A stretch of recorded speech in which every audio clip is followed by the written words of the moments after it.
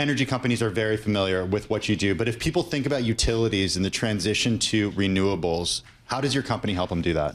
So every utility on the planet is evolving these days because the technology behind energy is evolving. You have from electricity at every home, smart homes, EVs, all the way to renewable, solar, and the like. They need to modernize their entire infrastructure, from billing to communication, from how we price to modern technology. We help them do that.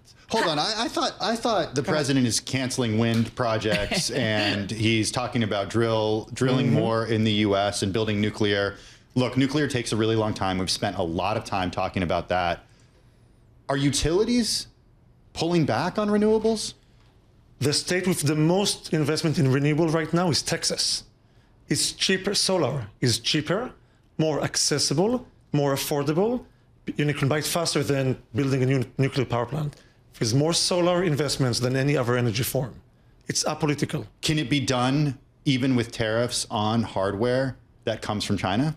Obviously, it's more expensive that way. But in general, solar became so cheap, and it's getting cheaper every day, that everyone are moving to that. But it's a mix. It's never just solar or wind or nuclear. It's always a mix. Well, so I'm still trying to understand what you guys do. You're a platform. So what are you helping energy companies do? I'll give you an example.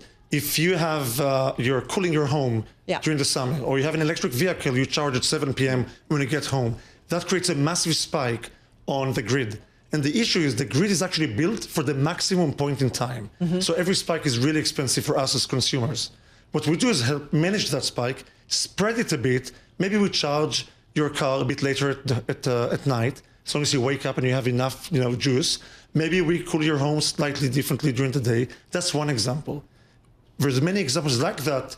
We can shift load between the weekend, during the day. You can do dynamic pricing, so you incentivize consumers to spend the right time and the right energy. Is your software necessary because the grids in many parts of the United States are not sufficient? So for 2 decades, we did not have any increase in load and demand in the US. And then we found AI? Not just AI, with more manufacturing, more EVs, we moved from gas to electricity and so on. What was moving from gas to electricity the right move in hindsight? Yes, houses burn less if you use electricity. It's it's a safety thing. It's easier to transport. There's a lot of advantages, but we do need to update our grid. But does it financially make sense for consumers? 100%. 100%. Well, certainly we've seen gas prices go up and down, and electricity from solar is actually really cheap when the sun is up. If you put a battery, you store it for night, you can actually reduce electricity prices using these technologies. You know, what's interesting is, I mean, Octopus has said that you guys help lower bills when renewables surge, but energy prices are still high for many households. Just talked to my husband. It's like, why is it so high? Why should consumers believe that this software benefits them and not just your bottom line? Because unrelated to Kraken, the entire industry now needs to invest in infrastructure, adding more capacity and improve the grid. That is going to cost a lot of money. Any usage of technology to optimize that will reduce that investment because we reduce the peaks, and part of that saving can go to every household. Is there a point, though, where the grids are built? I mean, we've been talking about this and how much they're maxed out, and now we've got all of the AI demand kind of starting to be factored in. But is there a point where the grid is built out and we don't need a software platform because we don't have peaks or we have enough? Even when the grid is perfect, we still need to choose which energy source do we use. The sun happens to be free, but it's not always there. If we can shift the usage and pick the right moments, we can reduce costs. You've talked a lot about solar, but wind is also of interest to us, not just because of what's happening offshore of the United States or what's not happening offshore of the United States right now. Is this administration making a mistake canceling wind power projects?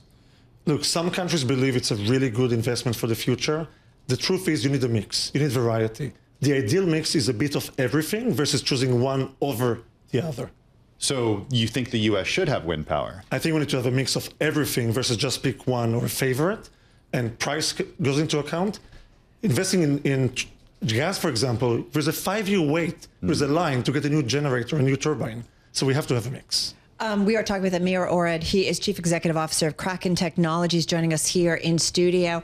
Let's talk about the spin-off and why it's happening. Critics are saying that spinning this off is less about strategy and more about extracting value for investors. So how do you respond to this view, Amir, that this is a financial engineering play rather than an innovation story? Yeah.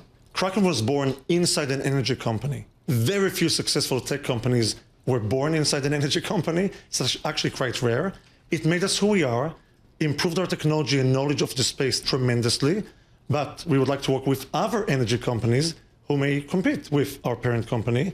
We'd like to invest in other markets that our parent company may not play in, so we cannot grow and innovate and service the market when we're limited to a certain parent company.